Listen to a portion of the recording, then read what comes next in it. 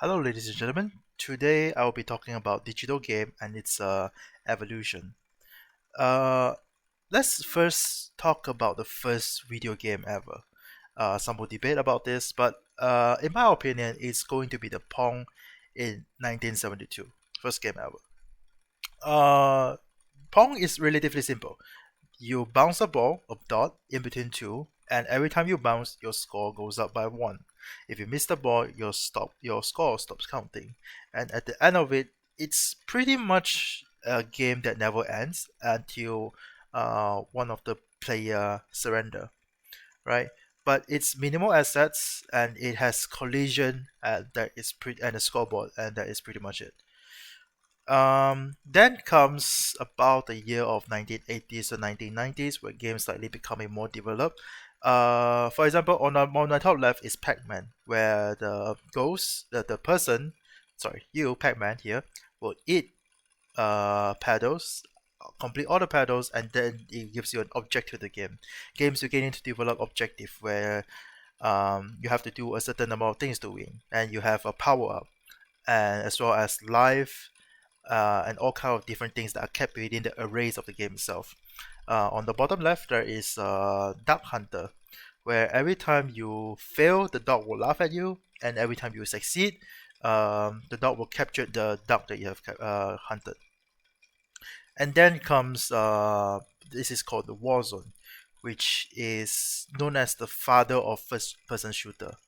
It looks quite realistic, but if you were to notice the background, everything's actually quite simplistic except for the realistic looking shooter base. Everything else is very simplistic, and you just simply have to aim and shoot at the target that was recognized as the enemy. Then comes the almost the golden age of video game, as some would call it. Massive open world are introduced. The details are incredible, and everything renders quite well. Well, depending on your computer back then. Not everybody have a gaming computer back then, but most of the game here are run in megabytes, and now we have turned into gigabytes. Allowing computer to store, contain more assets in a single movement. On my left is from Assassin's Creed Black Flag. You can see the details of every trees and the blueness of the ocean and the clouds, and everything was beautifully rendered. On my right, you can see this is a scene from Skyrim. Where you can see the flowers and the dogs and the chickens, and basically it makes you started to feel like more of a different environment. However, the graphic here is still not flawless as compared to our 2021 counterpart. Uh, when 2021 comes along, the colors of all the game becoming a lot more vibrant. Everybody aim to seek towards more higher creativity, and also introducing different culture into the game. On my top left, it's Cyberpunk 2077, Crisis Tree on the right side, where you can see literally the details of every blade of grass and the man trying to find an alien. And on the bottom left is Bastion from Overwatch, where you can see the flower, the flower on the machine itself, and uh, every limb of the machine seems more realistic. Let's talk a little bit about Bastion. You can actually see that every single one of his cogs and wheels and nuts are very well thought out, so that it seems to give him a fair amount of mobility. Every piece of him seems to have served a function, um, and so smarter design, especially for machineries, are introduced into the game.